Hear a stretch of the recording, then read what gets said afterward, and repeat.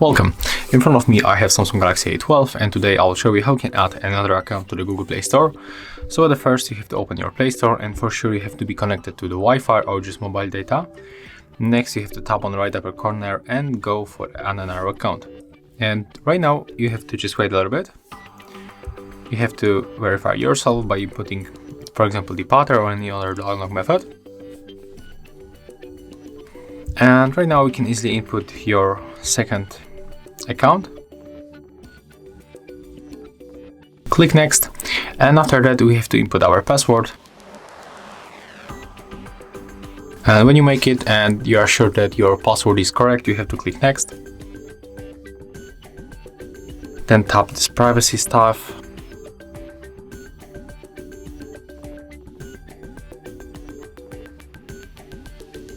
Right now we are able to save your password or just not, so you have to decide what you want to get.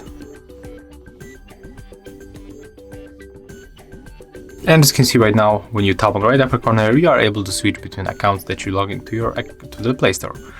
Thank you guys for watching, leave thumbs ups, comments and subscribe to our channel.